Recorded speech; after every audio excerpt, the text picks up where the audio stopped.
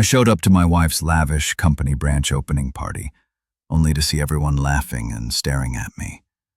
The 1-minute man in bed is here. Then my wife's office lover called security and said, "Get this impotent man out of here." So I walked away, quietly canceled every payment, party, trip, and pulled out my 70% company share, $97 million worth. Minutes later, my phone lit up with 56 missed calls, and someone showed up at my door. I stepped into the gleaming foyer of the branch opening in my perfectly pressed navy suit, heart pounding like a drumbeat against my ribs. In my hand, I held a small, neatly wrapped box, just a token of pride and support for Mira. I'd helped build this company from the ground up, pouring my evenings into balance sheets and lending her the quiet confidence she wore on magazine covers. I hadn't been on the guest list, but I'd arranged surprise proposals, secured investors, even negotiated the lease for this very space. Tonight was meant to be her moment. I was the surprise. The music in the hall sputtered and died the moment I crossed the threshold, as though every chord had been rewound. A hush swept over the crowd, and then laughter exploded like shattering glass. My skin prickled. Someone, one of her new team members, I guessed, yelled, "Look who's here!"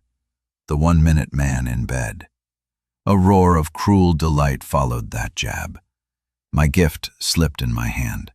I caught it before the paper tore, but the tremor in my fingers spread to my elbows and knees. I froze, feeling the blood drain from my face. Mara stood at the head of the ballroom in front of a backdrop emblazoned with her name and the company logo.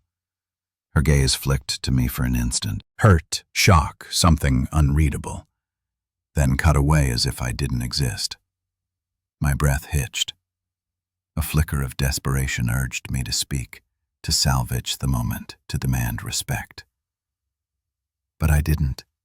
I watched her shoulders tighten, the way she held the microphone as though it were a shield.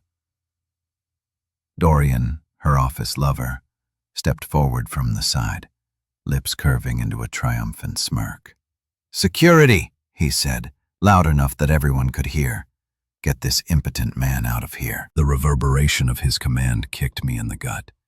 I felt the weight of every person's stare. 100 pairs of eyes like needles pinning me to the polished marble floor. In that instant, I understood how completely I had vanished from her world. I was no partner, no equal, just a stain on her perfect evening. 2 burly security guards materialized at my elbows. Their hands were firm on my arms, fingers wrapped in gloves that were colder than steel. They steered me forward, away from the crowd's murmurs and chuckles, past rows of white-draped tables and crystal chandeliers. Every step took me farther from the man I had been. The quiet keeper of spreadsheets and midnight coffee runs, the one who built office systems while she cultivated her personal brand. In a twisted irony, I realized the only role I was allowed now was the invisible outsider. I didn't resist. What could I say? "I'm hurt.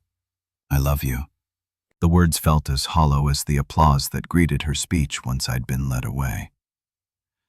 I gave one backward glance at the throng of supporters and investors gathered under soft floodlights, their expressions ranging from awkward embarrassment to gleeful satisfaction. Myra's face shone in the spotlight. Her eyes didn't meet mine. I wondered if she'd rehearsed this public disavow with Dorian, plotted the timing so the announcement and the insult would land together like a hammer. Outside, the cool night air slapped me awake. On the steps of the venue, I paused, still in my suit and tie. The gift clutched as tightly as a lifeline. Lights from the street lamps splintered across the pavement, but they offered no clarity, only harsh illumination of the boxed present, now a symbol of my failure. I breathed in the cold, tasting resentment and disbelief. My jaw ached from holding back the retort I never voiced. Shame wove through me like a bitter perfume. I shuffled down the sidewalk, my shoes clicking in rhythm with my heartbeat. The city felt indifferent to my humiliation. Cars hurried by. Couples strolled arm in arm. Neon signs flickered announcements of convenience stores and cafes. Each step peeled away another layer of my composure until all that remained was a hollow echo of disappointment. I hadn't even argued when they ushered me out. Pride and grief warred for dominance inside me, but neither could break free. By the time I reached the curb, I realized I was still holding the gift. The wrapping paper was intact, but the ribbon lay twisted and uneven.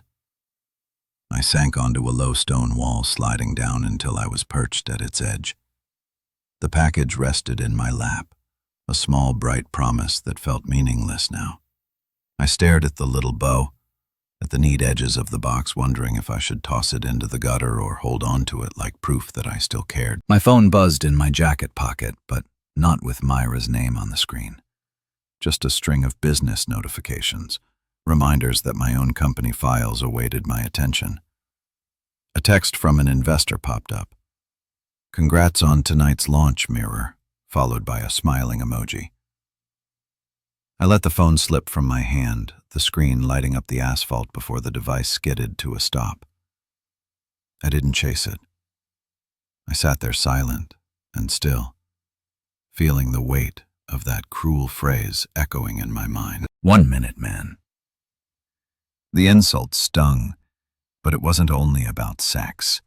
It was about worth, about power, but most devastatingly about love. They had stripped me of my dignity in front of everyone who mattered to her. I closed my eyes and felt the ache of rejection slide between my ribs, nestling there like a shard of glass. I wasn't angry yet. I was too stunned. I lifted the gift and held it against my chest as if it might protect me from the truth, that in her brand new world, I no longer had a place. I sank onto the cold bench outside the gleaming branch opening, the neatly wrapped gift still resting in my lap like a fragile promise I couldn't deliver. Streetlights spilled pools of amber across the pavement, casting long, wavering shadows that flickered like ghosts of every memory I'd built with Mira.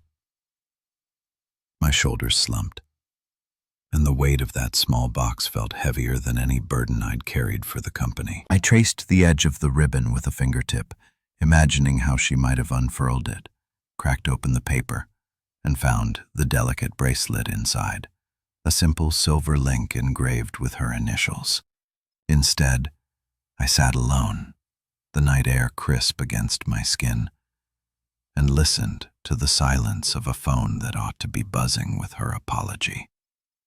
My phone did buzz, but not with her name. The screen lit up with a string of automated notifications, stock reports, reminders of upcoming board meetings, half-read emails from investors.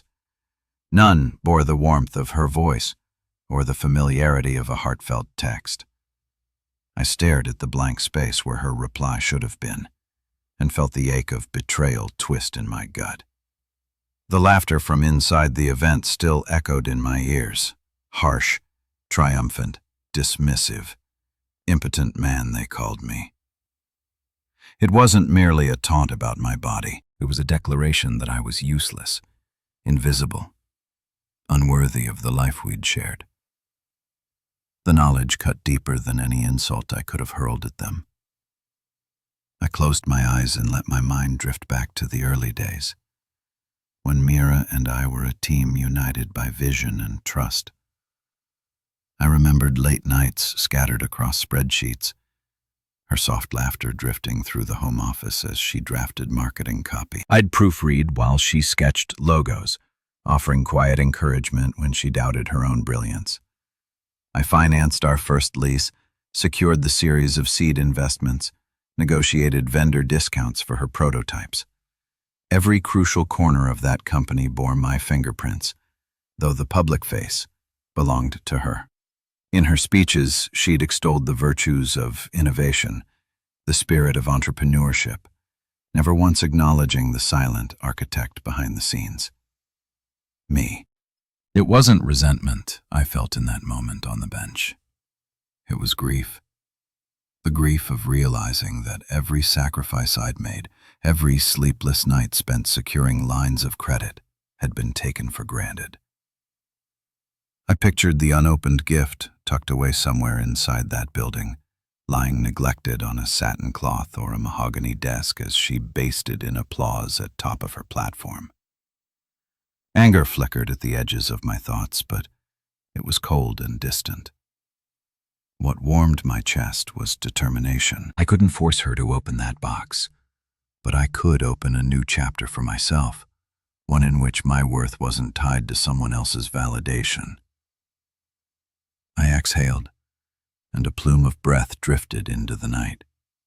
I pressed the gift against my heart, closed my fingers around it, and felt its reassuring solidity. The ribbon slipped through my grasp as I untied it, the paper glinting silver under the lamplight. My first instinct was to peek inside, to reclaim the moment I'd lost, but I paused, looking up at the building's darkened facade through the glass walls. No longer a place I could call home. The gift was hers to open, not mine of force. With a decisive motion, I gathered the wrapping and tossed it to the ground. The rustle of paper felt like a liberation. Then I held the box aloft for a moment, as if offering it back to the night, and slipped it into my coat pocket. The promise it embodied was mine to reframe. No longer a testament to pride in her accomplishments, but a reminder of everything I was capable of achieving on my own. My phone buzzed again.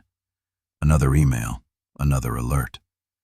I swiped through the messages with deliberate calm, pausing only to delete the ones bearing Myra's name and sender fields.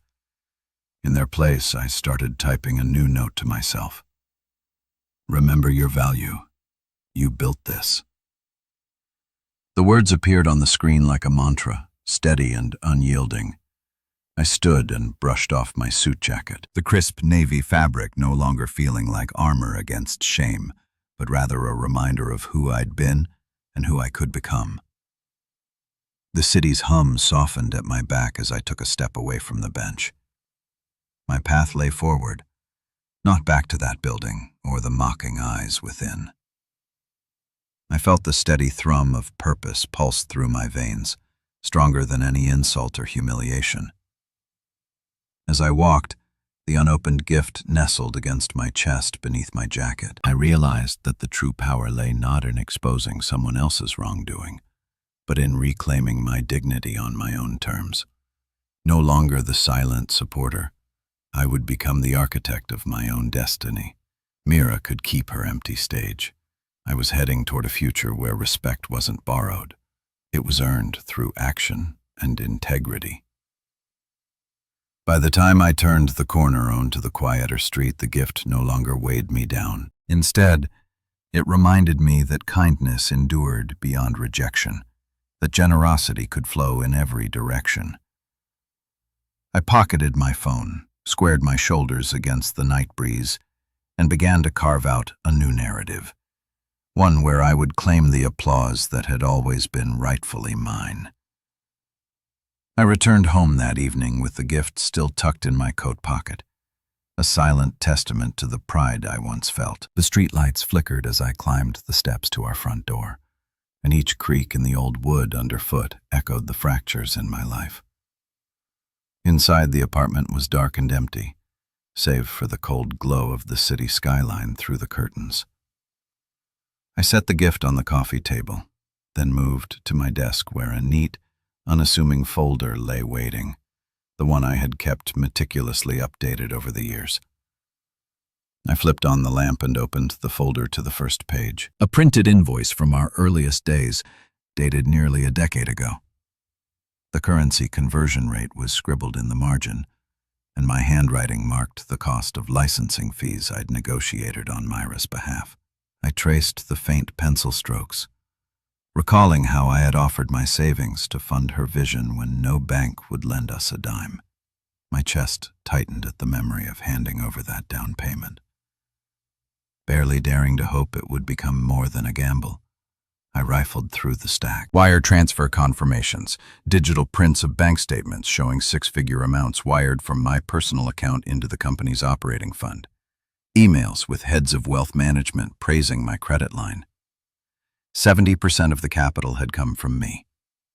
I remembered the late nights huddled in coffee shops, counting the dwindling funds, calculating whether we could afford another round of prototype tests. Mira had been our public face, but I was the scaffolding holding her performance aloft. Each document I pulled from the folder carried its own story. There were copies of the convertible notes I co-signed, the promissory notes I drafted to secure short-term loans, spreadsheets I built to track burn rates.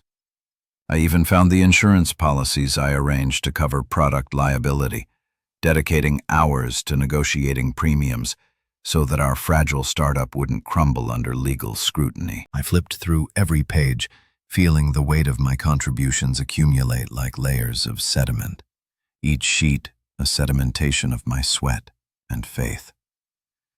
Then I reached the tax filings.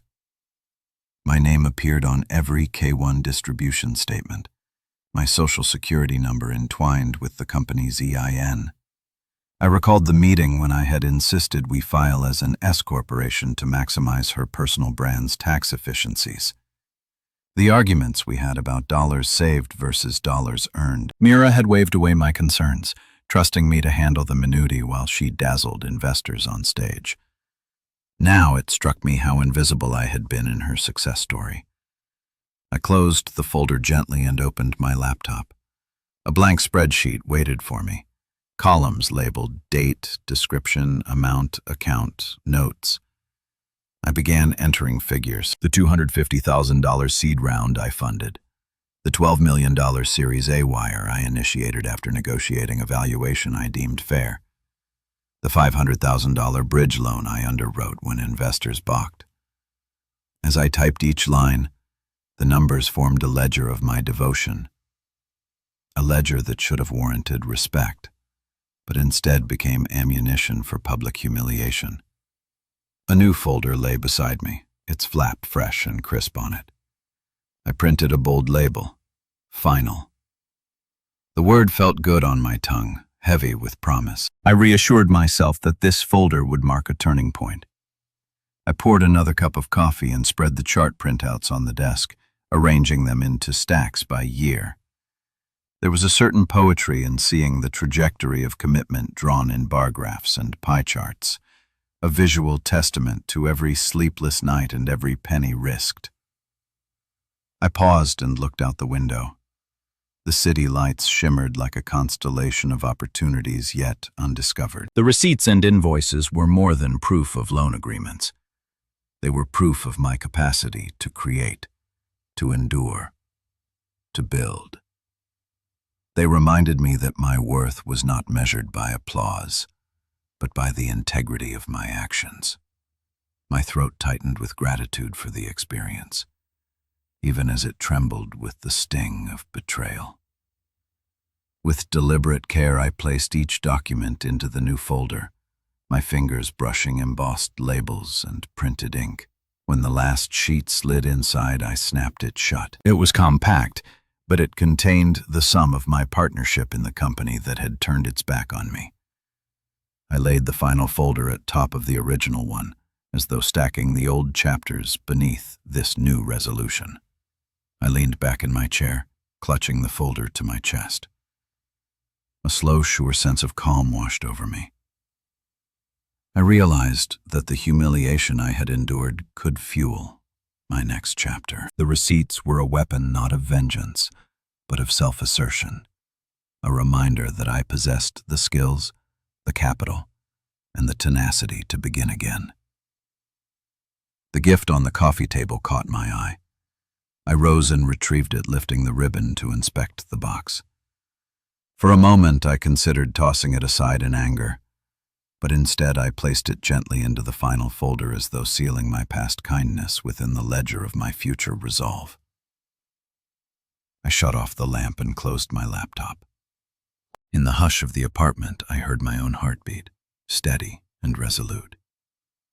The folder lay on the desk like the blueprint of my next move, the unspoken contract with myself to reclaim agency and dignity. I stepped away from the desk, pausing for a final glance. Tomorrow, I would begin executing the strategy outlined within these pages. Tonight, however, I simply breathed the quiet thrill of purpose, knowing that my silence would speak louder than any shout. That night, I sat alone at my home office desk, the glow of multiple screens illuminating my face as if spotlighting a stage I'd reclaimed. Silence reigned in the apartment, broken only by the rhythmic whir of the computer's fans and the soft click of my keyboard. I opened the secure credentials file I'd maintained since the company's inception. Logins for finance portals, vendor management platforms, travel booking sites, even the private blockchain node where our equity controls resided. My heart thudded, each beat echoing a mix of trepidation and steely resolve. This was my moment to act, to translate my quiet fury into decisive steps that would dismantle the empire built on my sacrifice. First, I navigated to the hotel accounts. The executive retreat in Aspen, slated for next month, was already fully booked. Luxury chalets, ski and access, conference rooms overlooking snow-dusted pines. I clicked through the itinerary details and selected Cancel Reservation. A cascade of automated prompts confirmed my authority. The system displayed a polite apology notice promising full refunds. I let out a small breath, tasting the bitterness of reprisal mingled with the sweetness of justice. No more would they toast champagne in my name while mocking the man who funded every reservation. Next, I turned to the vendor contracts. I accessed the procurement portal and located the executive lounge renovation at their flagship headquarters. Marble flooring, custom cabinetry, a sculptural reception desk. I marked the contract, terminate, then sent the official notice. At the same moment, I canceled 3 catering agreements for the gala dinners, stopped payment authorizations for the branded swag shipments, and retracted our commitment to a 5-year audiovisual service contract. Each cancellation triggered an email, turn notifications that didn't know the full story. I pictured the panic that would ripple through her team when they realized their polished events and white-glove services had been yanked away, leaving bare walls and empty plate carts. With the operational cutbacks in motion, I shifted to shareholder rights. I opened the equity management dashboard where the cap table glowed with the distribution of shares. Mira owned a significant portion, Dorian a smaller slice, and I held the largest block. I activated the emergency freeze function, a feature I'd insisted upon during the company's founding precisely for moments like this. Instantly, the $97 million funding pool under my control locked down. All pending fund disbursements halted. Venture capital deposits remained in limbo. A confirmation dialog appeared.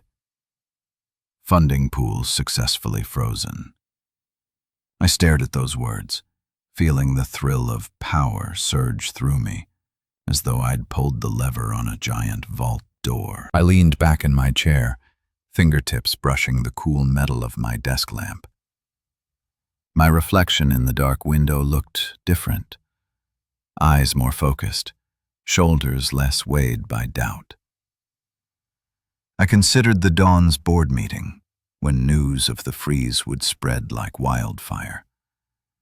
I imagined Myra's face when she realized the capital she'd trumpeted in press releases was now locked away, inaccessible. I imagined Dorian's bravado fading when he saw his own compensation and expense accounts suspended. I had been invisible for too long. Now I would be undeniable. Still in the glow of my victory, I drafted a concise notification to the board signed with my formal digital signature. Effective immediately, pursuant to Section 7.3 of the Shareholders Agreement, I am exercising my right to freeze the designated funding pool. Further details available upon request. I didn't gloat, didn't elaborate. The words were enough. Any board member worth their salt would know what came next. Emergency calls, crisis meetings, reputations on the line. I saved the email as a draft. I would send it at sunrise, timing it to coincide with the open of business in New York. I shut down the travel and procurement tabs and reopened the company's main financial portal. I reviewed the cash flow statements, lines of credit formerly drawn by Myra's legal name, balances earmarked for marketing campaigns, payment schedules for influencer partnerships, all now pending authorization from a cold, unyielding freeze. I printed out a summary sheet for my lawyer, planning to deliver it first thing in the morning. My lawyer had been waiting in the wings, ready to advise should I choose to enforce my rights. Now, thanks to the digital breadcrumbs I'd left, the path was clear. I closed my laptop and allowed myself a long exhale, leaning back so far the chair creaked in protest. The apartment felt warmer, more mine. The air carried the faint scent of my coffee, now cold. I stood, stretched my arms overhead, and felt the tension drain from my spine. In that moment, I recognized the magnitude of what I'd done, seized control, asserted my stake, and sent a message that silence, yes, my trademark silence, could be louder than any public outcry. At the edge of my desk lay the final folder from the night before, containing every invoice and wire transfer I'd ever made. I reached out, placed a hand on its textured cover and tapped it gently. It felt solid, like the foundation beneath my feet. I would move forward with this document as both armor and blueprint. Before leaving the office, I retrieved my phone and composed a brief text to Mara, Myra's assistant. "Morning. You and I need to talk." I didn't elaborate. She would sense the gravity. Then I locked my phone and slipped it into my pocket, heading toward the bedroom. As I crawled under the sheets, fatigue washed over me in heavy waves. Yet beneath the exhaustion, excitement shimmered. I had disrupted their world at the very core. I had reclaimed agency over my own life and finances. Tomorrow would bring chaos for them, but for me, a calm dawn of autonomy. I drifted to sleep with the hum of the city outside my window, a lullaby to accompany a man unbowed, unbroken, and ready to forge his own destiny.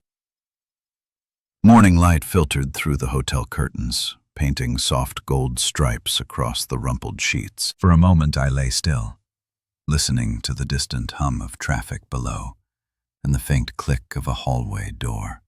My phone lay silent on the nightstand, but I already knew what awaited me. An avalanche of missed calls and messages that would shatter the precarious calm I'd carved for myself. I steeled my resolve and sat up, swinging my legs over the edge of the bed. My suit jacket hung on a chair beside the desk. I shrugged into it, the fabric snug against my shoulders, and patted the inside pocket where I kept a copy of the board notification. From here onward, everything would happen on my terms. I reached for the phone. 56 missed calls glared at me, a retrospective on the chaos I'd unleashed. Mira, Dorian, Mara, my lawyer, and even a handful of numbers I didn't recognize. Name after name insisted on explanations. A string of voicemails ran longer than I cared to listen, pleading apologies, stammering questions, frantic promises. I let the screen settle on the voicemail list and tapped delete. Each press felt like another step away from the man they thought they could break. I returned to the message list and began deleting texts, emails from investors demanding conference calls, push notifications from project management platforms, spamming urgent alerts, social media pings from colleagues tagged in crisis threads. I didn't intend to hide. I intended to choose my moment to respond. For now, silence remained my strongest statement. I rose and made my way to the minibar, The plush carpet whispered under my feet as I poured a glass of water and took a deep swallow. With my reflection in the mirror, dark circles under my eyes, expression calm but hawk-like, I felt something shift inside me.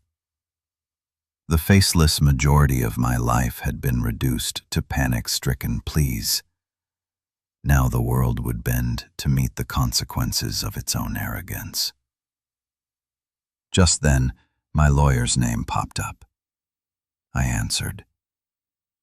"They've seen it," I said, voice steady. "Funds are frozen. Aspen Retreat called. Lounge renovations terminated. Who's next?" He inhaled sharply. "Board's convening an emergency meeting at 9 o'clock. Mira is calling a special session of investors this afternoon. They're scrambling to find liquidity." I let the silence stretch. Good. Minutes later, another call came through. Mara. She'd never sounded so tentative. "Are you okay?" she asked, voice cracking. "Everyone's in meltdown." "I'm fine," I replied. "Meet me in the lobby in 30. She hesitated. "What do you want?" "Answers." I hung up without another word. I showered quickly, the hot water washing away the residue of sleepless nights more effectively than any shampoo. In the mirror, I studied my face, marked by determination. By the time I stepped into the lobby, I wore not just a suit, but the armor of conviction. Marlowe waited by the front desk, her eyes red-rimmed, makeup smudged in places. She straightened when she saw me, lips parting in a silent question. I offered a small nod and steered her toward the seating area. Plush armchairs faced a low table strewn with business magazines. I sat. She perched on the edge of the chair opposite me, hands twisting in her lap. "Mara," I began, voice low but clear. "Why didn't you stand up for me? When Dorian ordered security to haul me out, you let it happen." Her gaze dropped. "I'm sorry. I felt powerless. Dorian threatened to fire me if I did anything. Mira made it worse by not saying a word. You did nothing." I leaned forward. You saw the look on her face. You saw the gutting of everything I built. You stayed silent. Her eyes met mine, brimming. "I know. I was scared. But I'm scared now, too. The board's in an uproar. Investors are threatening to pull out. Dorian doesn't know numbers. He never has. And Mira, she's lost control." A slow satisfaction spread across me. "Good." She blinked. "What are you going to do?" I closed my eyes, picturing the spreadsheet summaries in the final folder, the invoices, the wire transfers, proof in my own hand that I had been the company's backbone. "We're going to create a bridge loan." I said, "I'll authorize a $20 million interim facility to keep them afloat until they find new financing. But there are conditions." Mara's shoulders tensed. "What conditions?" I opened my eyes. "First, Mara steps down as CEO. She can take an advisory role, but no operational control. Second, Dorian's contract is terminated. He'll leave with a negotiated severance. Third, the board composition changes. I get 2 seats, including the chair of the audit committee. And fourth, we bring in an independent financial controller, someone with no ties to the old regime." She gasped. That's drastic. "It's necessary," I said. "They humiliated me publicly. They erased my contributions. They can't be trusted with my money unless they agree to these terms." Tears slid down her cheeks. "I'll tell them." I rose and offered a hand. "Thank you, Mara. You're doing the right thing." She nodded, accepting my hand. "I always believed in you," she whispered. "I just never knew how to show it." In that moment, compassion softened the sharp edges of my resolve. I squeezed her hand. "Then show it now." She stood and walked back toward the front desk, shoulders squared. I watched her go, then turned to the windows overlooking the street. The city moved on, unaware of the shifting power dynamics inside this hotel. Soon, every executive in that building would be reading my terms, scrambling to preserve their own positions. I returned to my room and poured another glass of water. The phone buzzed again, this time with a message from my lawyer. "Draft agreement attached. Sign and return to counsel." I scanned the document. Lines of text laid out my conditions, my demands, my assertions of rightful authority. I signed in the signature block with a flourish. Then I took a deep breath, feeling the promise of renewal in every cell. Outside, the morning sun climbed higher, banishing the shadows. I had initiated the fallout. Now, I would oversee the settlement. The balance of power had shifted, and no one would mistake my silence for surrender again. I finished my water, pocketed the phone and the signed agreement, and stepped toward the door. Today, they would negotiate with the man they tried to humiliate. Today, I reclaimed not only my money, but my dignity and my future. And as I opened the door and walked into the hall, I carried with me the quiet certainty that I would never again be invisible in a world I helped create. The knock at the door came just after dinner, sharp against the hush of the hotel corridor. I'd been reviewing the latest draft of the bridge loan agreement, ensuring every clause protected my interests. When I heard it, 3 deliberate raps that echoed through the quiet hallway. My heart skipped. I hadn't expected anyone but Mara or my lawyer to seek me out so soon. When I opened the door, the corridor's golden light framed Myra's silhouette. Her hair was pulled back in a loose bun, strands escaping like tendrils around a storm cloud. She wore no makeup, and the puffiness around her eyes spoke of tears shed long before this moment. She began, her voice trembling, unsure, forfeiting the composed eloquence she once wielded on stage. I stepped aside and gestured toward the room, though my posture remained rigid. She crossed the threshold as though it were a tight trope, each step measured, uncertain. She paused in the center, gaze flitting around the minimalist decor as though expecting surprises or traps. I closed the door behind her. The foyer light cast her in soft relief, illuminating both her vulnerability and my resolve. I watched her swallow, her Adam's apple bobbing. "I didn't think you'd actually do it," she said finally, voice small. The accusation and the apology tangled together, raw and half-formed. I said nothing, instead closing the distance between us in 3 strides and dropping my briefcase onto the sofa. It landed with a thud that underscored the gravity of our new reality. She took a step back, eyes wide. "I'm sorry," she whispered. "I didn't know how to stop it." The words felt thin, like an umbrella in a hurricane. I folded my arms, mouth a hard line. "You didn't try," I said. "You let them treat me like a stranger in my own marriage." Her lips trembled. She raised a hand as if to touch my arm, then paused. "I was ashamed," she admitted. "I felt helpless. Dorian, he had all the pull. He made everything glamorous and exciting.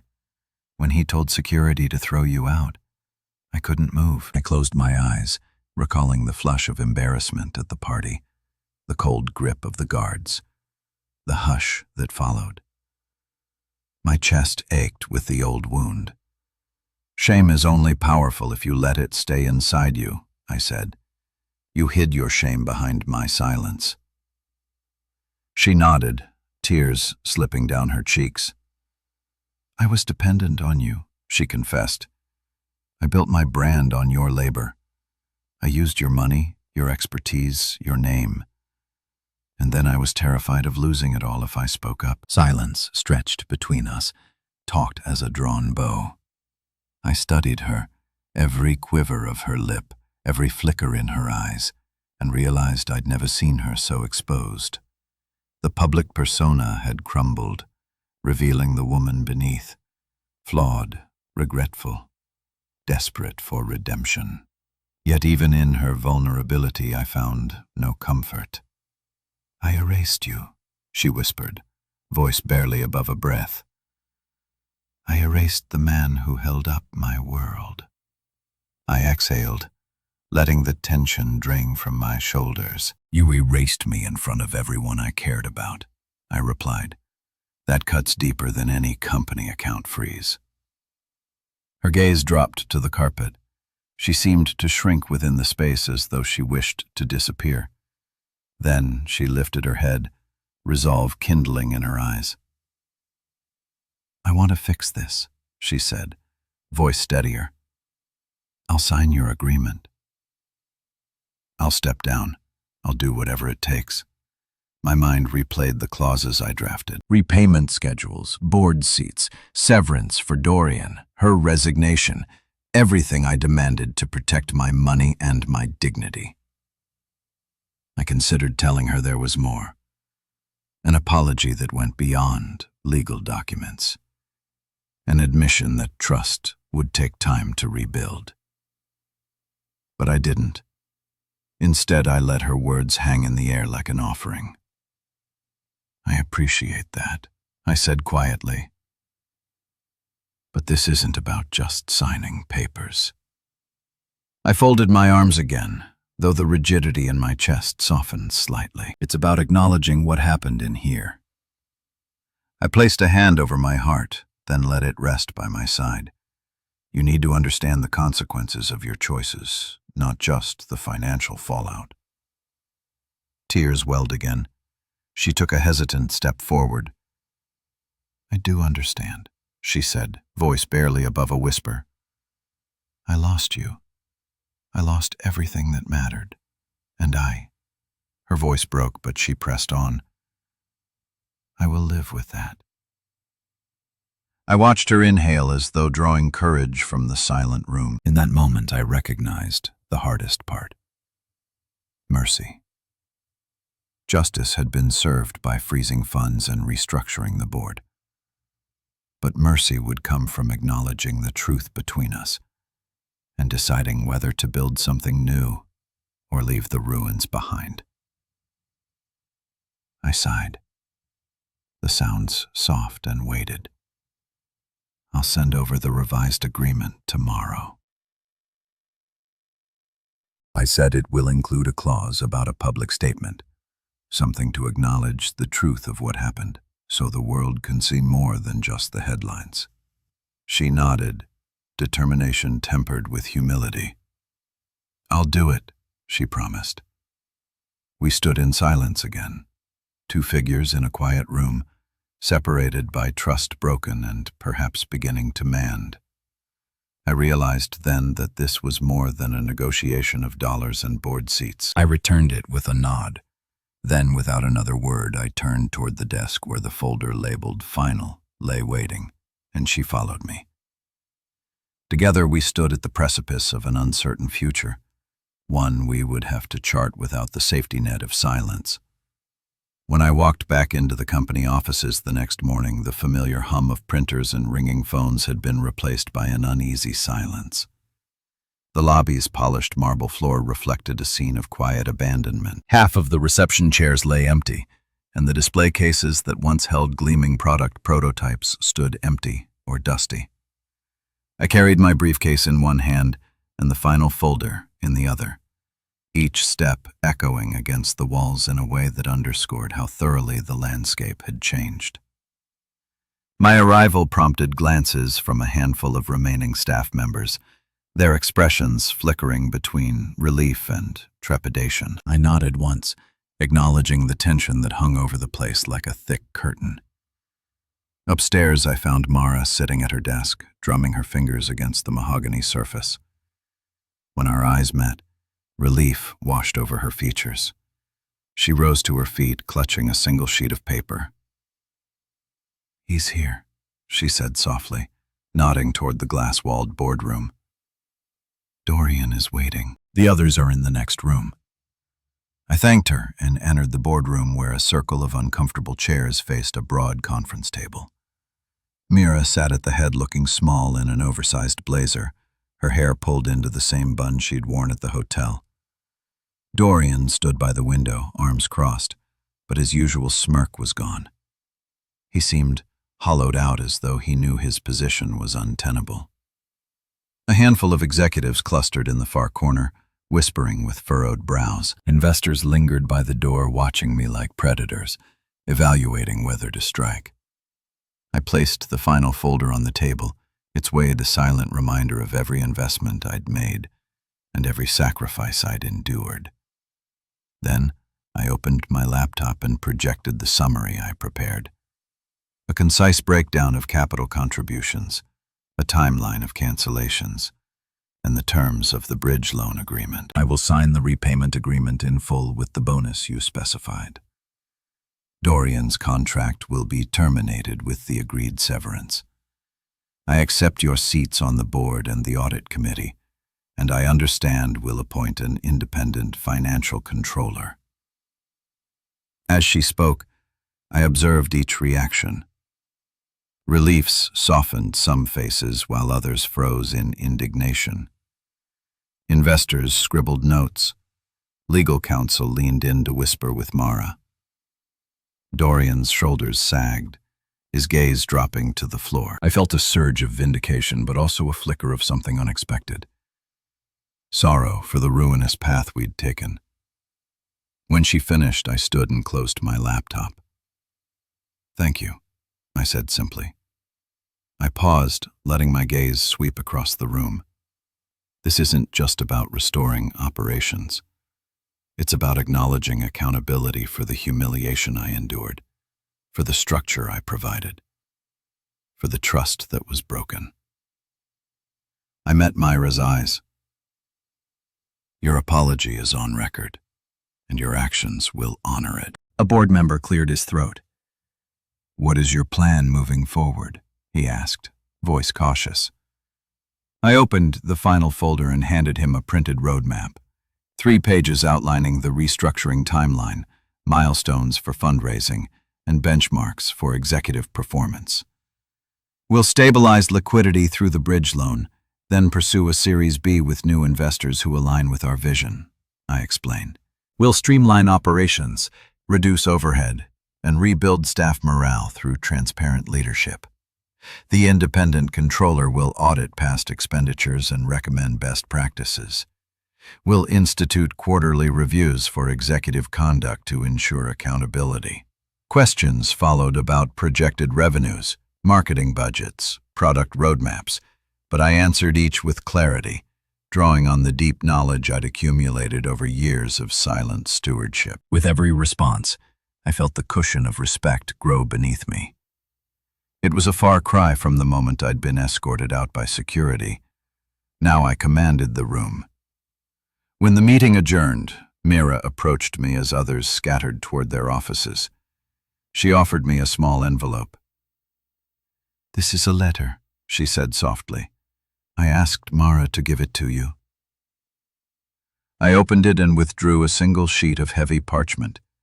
Her handwriting was looped and precise, the ink still damp with intention. I read, "You were the frame to every photo." I hung them up and forgot who held them together. "I am sorry for letting you become invisible." I felt the words settle into my chest like a warm ember. I folded the letter and placed it in my jacket pocket. Myra's eyes brimmed. "I know it doesn't fix everything," she whispered, "but it's the truth." I nodded, a quiet acknowledgement passing between us. Then I turned toward the door, fold her in hand. Investors and executives paused to offer tentative handshakes and polite nods. I accepted each greeting with a calm smile, feeling the weight of my isolation lift with every introduction. Passing Dorian, I held out my hand. His eyes flicked up, meeting mine. For a moment, I saw regret in those dark depths. He took my hand, and our grip was brief but honest. "Thank you," he mouthed, no sound escaping his lips. Outside the boardroom, I inhaled deeply, the recycled office air tasting sweeter now that we'd confronted the past. The halls felt alive again, as though the company had exhaled after a long nightmare. Staff members re-emerged from corners, some offering shy smiles, others nodding in respect. Mara caught my eye and gave a small thumbs up. Her loyalty had endured through fear, and now it shone in her quiet confidence. I paused at the reception desk and watched the prototype displays. A new line of wearable tech humming with potential. In that moment, I realized that the true reckoning wasn't simply the money I reclaimed or the board seats I secured. It was the restoration of integrity. We had stripped away the facade and discovered that beneath it lay purpose and promise. I straightened my jacket and continued down the hallway toward my former office. The final folder pressed against my side as though it were a compass guiding my way. I knew the road ahead would be challenging, filled with negotiations and deadlines and the occasional echo of past betrayals. But I also knew that for the first time in a long while, I was steering the ship rather than following in its wake. And as the office doors slid closed behind me, I felt the quiet triumph of a man reclaimed, no longer a forgotten supporter but a visible architect of his own destiny. 2 weeks later, I found myself at the threshold of Soul Weave's modest office, a converted storefront with brick walls painted in warm neutrals, string lights overhead, and a single sign declaring Soul Weave, weaving solutions together. It was a far cry from the marble lobbies and glass towers I'd left behind, but something in its simplicity called to me. I carried a manila envelope tucked under my arm. Inside, the investment agreement I designed to give this small startup the runway it deserved. I stepped inside, the gentle hiss of the door announcing my arrival. A woman looked up from a cluster of soldering irons and circuit boards on a workbench. She paused, eyes widening in recognition. "Is that?" she began, voice catching. "It is. You're the guy from Nexo, right? The one they humiliated." I offered a small smile. "That's me." I extended the envelope. "I'd like to invest." She blinked, uncertainty flickering across her features before melting into gratitude. I don't know what to say." I gestured to the chair behind me. "Just sit. Tell me where you need support." She slid into the seat, brushing a strand of hair from her face. "I'm Ava," she said, voice soft but firm. "I've been working on sustainable fiber synthesis, plant-based polymers that mimics spider silk. I pitched it to Mira and her team years ago. They laughed it off as a hobby project, said it didn't fit their brand narrative. I kept going alone, cobbling together equipment, teaching myself structural modeling on nights and weekends." I nodded, persistence pace. I placed the envelope on the table. "This will cover your next 18 months of R&D, equipment upgrades, and pilot manufacturing." Her eyes filled with tears. You're giving me everything I asked for years ago." "I'm giving you what you earned," I said. "Your idea had legs. I regretted not supporting it before." Ava exhaled, relief evident in her slumped shoulders. She opened the envelope and skimmed the agreement. Terms fair, no hidden clauses, interest rates designed to foster growth rather than extract profit. When she looked up, her smile lit the room brighter than the overhead lights. "Thank you," she said simply. I leaned back, watching her unfold the possibilities before her. "I'd like to be a silent partner," I added. "I'll advise when needed, but this is your vision."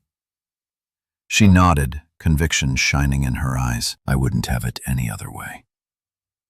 Over the next hour, we talked shop, polymer matrices, supply chain challenges, pilot batch targets. She showed me prototypes, fine threads that glinted in the afternoon sun, strong enough to support weight, but soft to the touch. I held one strand between my fingers, feeling the tinsel strength she had coaxed from humble plant matter. It was remarkable. When our meeting ended, Ava walked me to the door. She paused in the entrance, turning back. "You okay?" she asked, as though testing whether I belonged in this world of startups and scrappy entrepreneurs. I looked around at her workspace, tools neatly arranged, white bars covered in formulas, a stack of journals containing her experimental data. "More than okay," I said. "I feel alive." She smiled, and I realized it was the first genuine smile I'd seen from anyone in weeks. Untainted by fear or obligation, born of gratitude and shared purpose. I slipped out into the street, the sun warm on my back. I felt lighter than I had in months, no longer tethered to the ruins of the old company, but propelled forward by the promise of something new. Over the next several days, I checked in on Solwe's progress. Ava sent weekly updates, images of new reactor prototypes, video clips of fiber strength tests, notes on regulatory filings. Each email carried an undercurrent of excitement, reminding me of the thrill I once felt helping build Myra's company. But here, every success was shared, every challenge met with collaborative problem-solving rather than ego-driven directives. One morning, I walked into Ava's lab unannounced. She looked up from the microscope and grinned. "Hey, you," she said. "I was just about to run fiber alignment tests. Want to see?" I nodded eagerly. She invited me to a workbench where a small spool of fiber awaited. She threaded it through a digital tensometer and with a flourish pressed start. The device hummed, measuring tensile strength as the fiber stretched. The readout climbed higher than previous tests. Ava raised her eyebrows in triumph. "That's over 1.22 gigapascals," she said. "Stronger than steel." I whistled softly. "You've done it." She looked at me, pride shining in her eyes. "We did it." Her use of "we" resonated deep within me. I realized that I was no longer the isolated financier or the sidelined husband. We were partners, collaborators. I smiled, feeling the warmth of true camaraderie. That evening, as I walked back to my studio apartment, I reflected on how different this felt from my life with Mira. There were no boardrooms, no orchestrated presentations, no empty applause.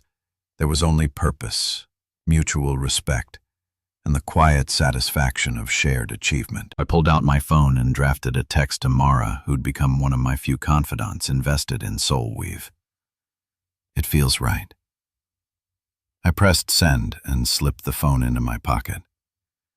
The city lights flickered on around me, but they no longer represented the hollow glamour of a world that had rejected me. Instead, each one was a beacon, a reminder that there were untold stories waiting for someone to believe in them. And as I strolled through the neighborhood, I understood that I wasn't just escaping Myra's world. I was weaving a new one, thread by thread, powered by integrity, respect, and the unwavering belief that true success is built together. I glanced down at my phone as I stepped into the modest cafe, the worn leather case feeling warmer against my palm than any boardroom's polished countertop. Mira was already seated at a small round table by the window, the morning light catching the gold flexus in her coffee and the tear tracks still faint on her cheeks. I lowered myself into the chair opposite her, setting the briefcase between us like a barrier I intended to keep sturdy. For a moment, neither of us spoke.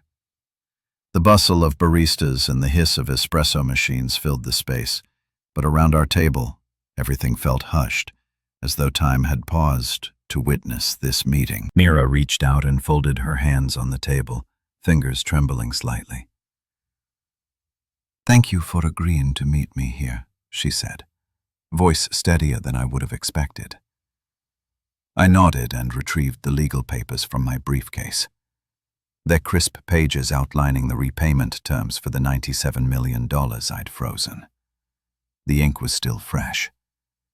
I slid the documents across to her, watching them land with a soft flutter.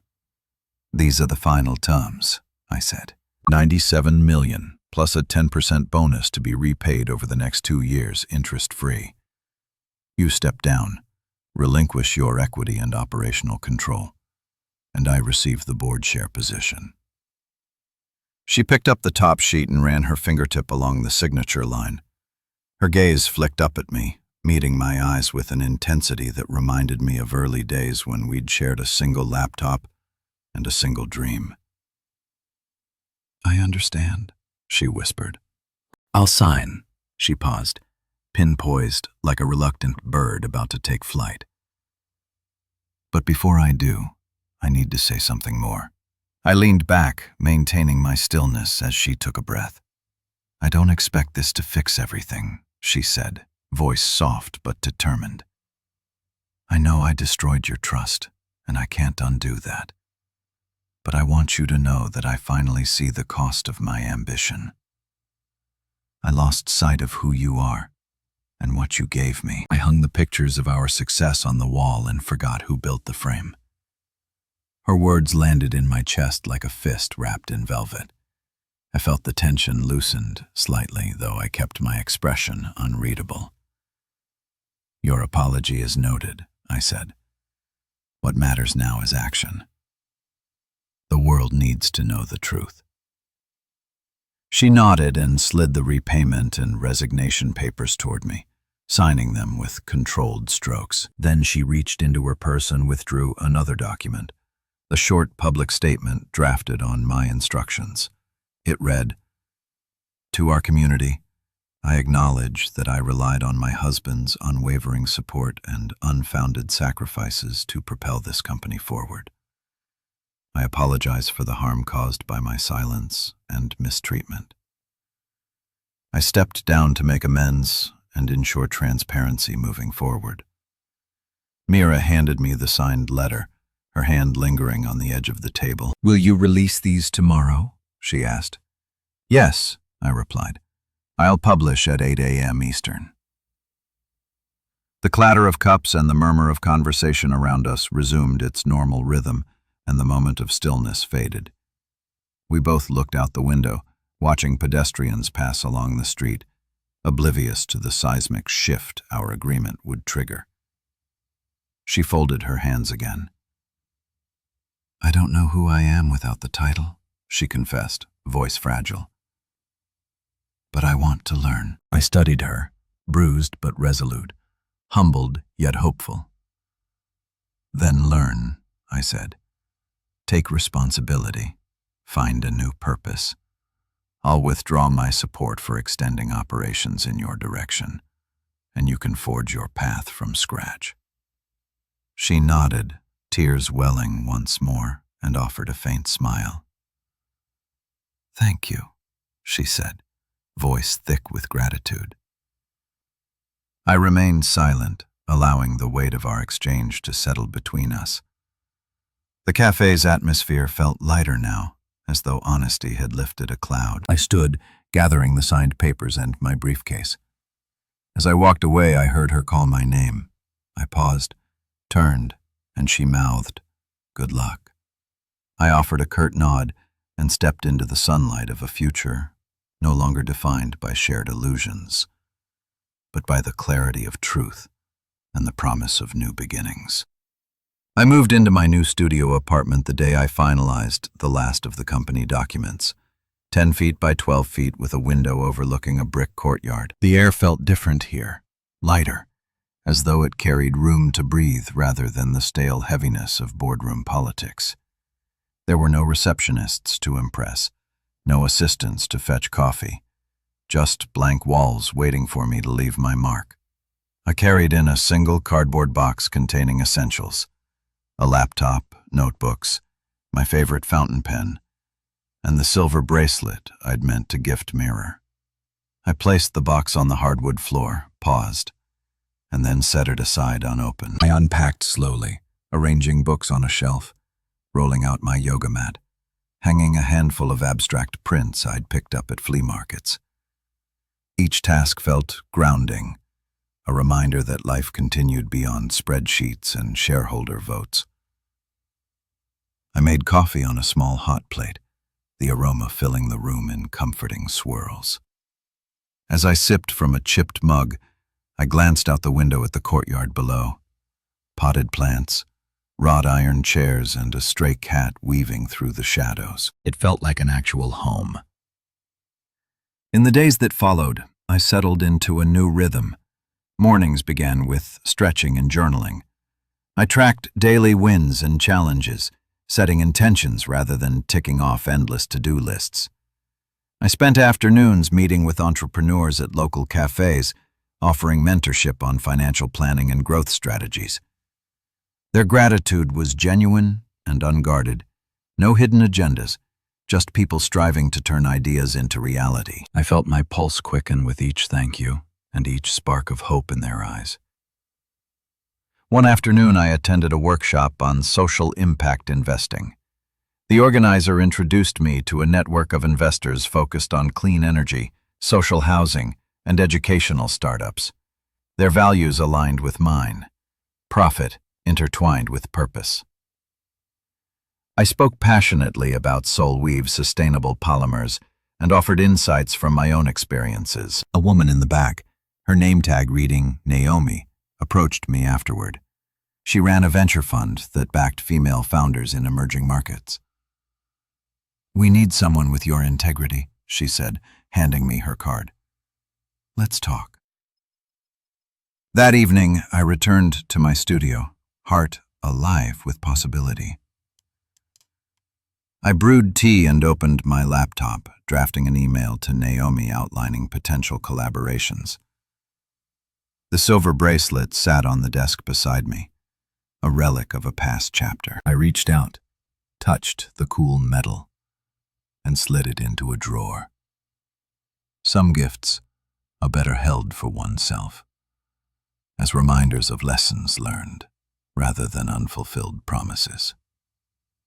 News of Myra's empty office filtered to me via a brief text from Mara, photo attached. "Your gift still sits on her desk." I clicked the image. The dark mahogany desk gleamed under soft overhead lights. The unopened box positioned near the center. I stared at it, but the urge to respond vanished. Instead, I tapped a quick reply. No reply needed. That night, I dreamed of boardrooms dissolving into open fields, of colleagues transformed into curious students, and of a man unbound by titles. I woke before dawn, heart steady, and slipped on running shoes. I jogged through the silent streets, the city's pulse a low hum beneath my feet. When I returned, sweat cooling on my skin, I poured water into a glass and sat by the window. The apartment felt alive with fresh possibilities. Over the next weeks, I balanced mentoring sessions with new investment discussions. I listened more than I spoke, asking questions that helped others find their own solutions. I learned as much from them as I shared. Each connection reinforced the belief that success is not measured in headlines or high-rise offices, but in the morning you envelope arrived at my door, a letter from Mira. My hand hesitated before I opened it. Inside was a single sheet of stationery, the same gold-fleck paper she once used for press announcements. Her handwriting was smaller now, unhurried. She wrote that the company had reorganized under new leadership, that she was exploring philanthropic work, and that she hoped someday we could reconnect without the weight of past mistakes. She closed with, "I wish you peace." I folded the letter and placed it beside the drawer where the bracelet rested. I didn't reply. In that moment, I recognized that closure can come without closure, acceptance without reconciliation. I stood, walked to the drawer, and slid it closed. The studio was quiet, but full. every corner reflecting the man I'd become. I poured another cup of coffee, settled into my favorite chair, and opened my laptop. On the screen, an email draft to Naomi awaited. I typed a subject line: collaboration opportunity. Below, I began outlining ideas for a joint fund to support social enterprises. My fingers moved with purpose, guided by experience and tempered by humility. And so I continued, no longer the silent supporter in the shadows, but a visible architect of positive change. The world had forgotten me once, but in rediscovering myself, I realized that I never needed their applause to prove my worth. My conviction, integrity, and quiet determination were applause enough. Tonight, as street lights flickered on and the city settled into darkness, I felt genuinely at home in my own skin and ready for whatever came next.